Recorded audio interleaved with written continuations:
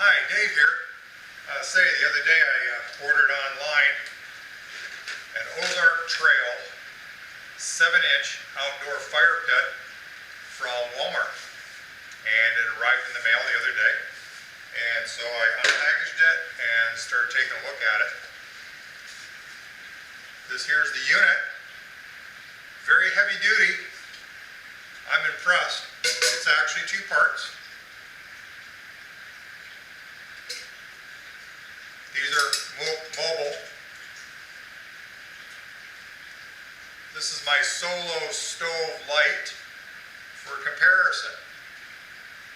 So I wanted to give you some ideas that came to mind when I first purchased this, because I haven't even lit it yet.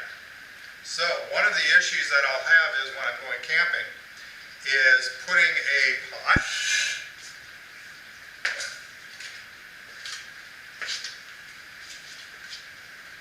that is not quite large enough to stabilize on the feet. So see how easy that is to tip over? So that raises a question for me as to how to stabilize that. Now, for a regular pan, perfect fit, no issue. For a cook pot, camp pot, that you want to make some rice or something in, warm some food, also perfect fit, no issues. But when there is an issue, you may want to create a grate to suspend slightly above the stove. So this was a jar of jalapenos. I cut a gap out of it, drilled some holes in it,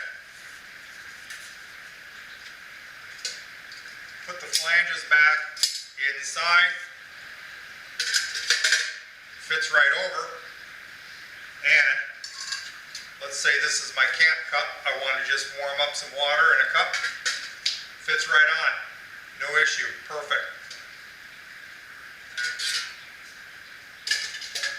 Wouldn't fit inside here and be stable. If you don't have a large can like that, you can use one from the Christmas season. There were some candies that came in this. That also fits right on.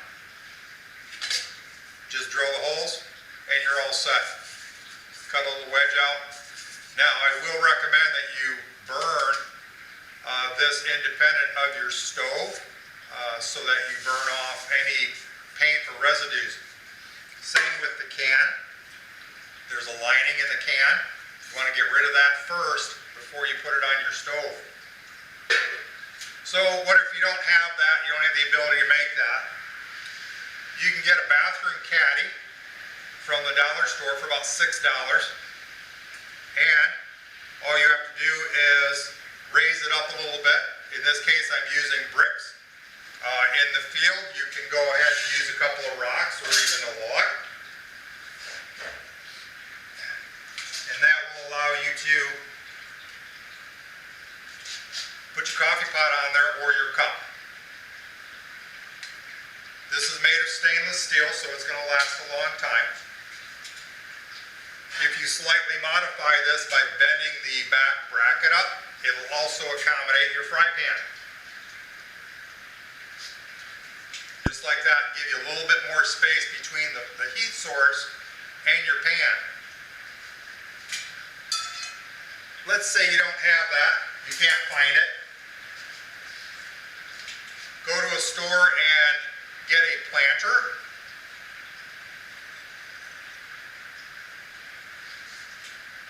That fits right on top also. Fry pan fits right there. Super easy.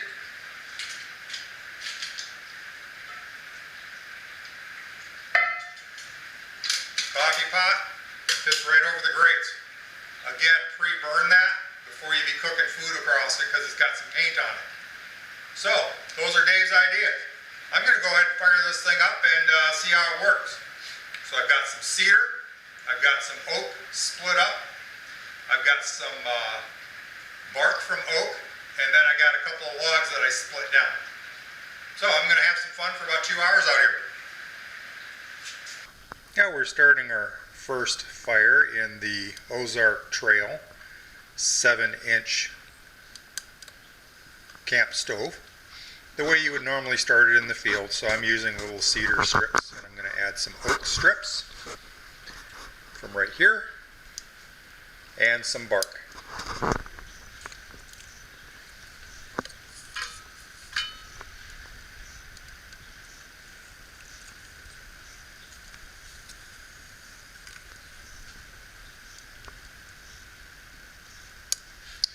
Once I get that going real good,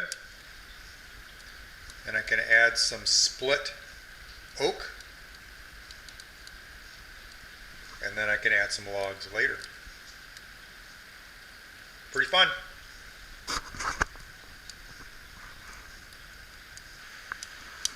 So you can notice there's a bit of smoke coming off that. That's because the stove hasn't fully activated yet to reburn the smoke, but we'll get to that point and we'll show you that. So I've got about 8 or 9 pieces of oak on there now. The cedar's about burned through already. It burns hot. The cedar burns hot and fast. It's a really good fire starter, and it doesn't smoke much. The oak, however, will smoke a bit more.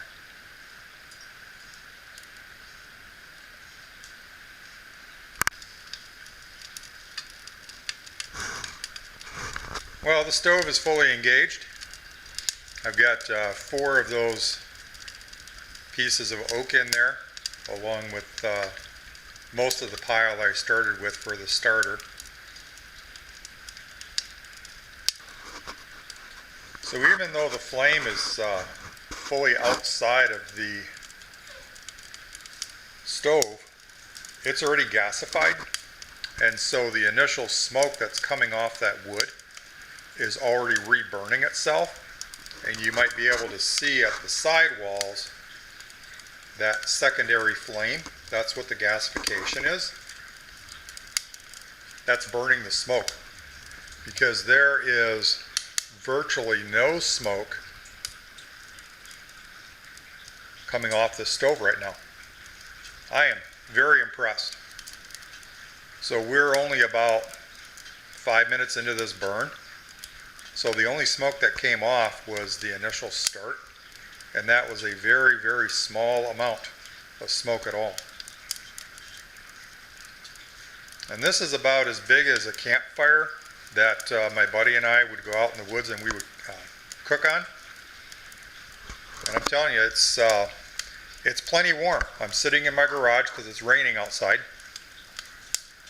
and this is generating a sizable amount of heat.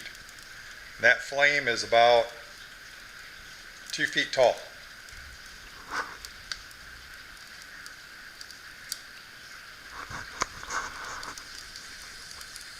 You might be able to hear it too.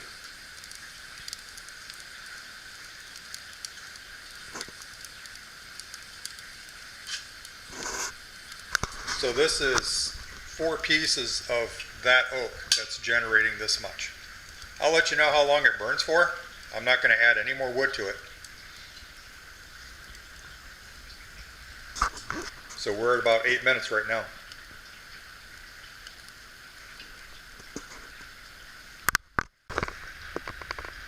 "25 minutes into the burn, and we're down to a cinder bed. This is about 2.5, almost 3 feet above the stove, and that's as close as I can get and be tolerable for the heat that's being generated out of here.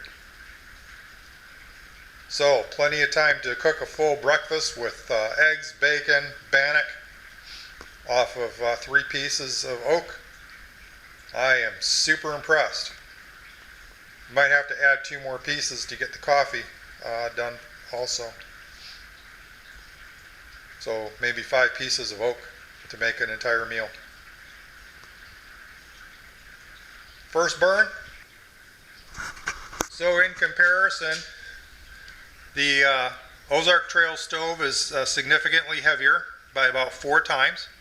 It's also about 4 times as large. You don't have to feed it but once, unless you need heat for more than 40 minutes. And then it's super easy.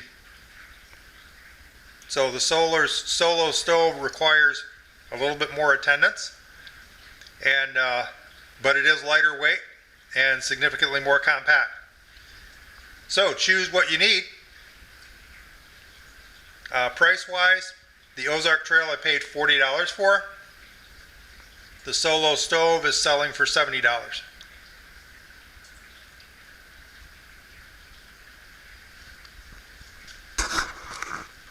Great first test. I like the Ozark Trail. It'll be my go-to stove unless I'm backpack camping, and then it'll be the Lite, Solo Stove Lite.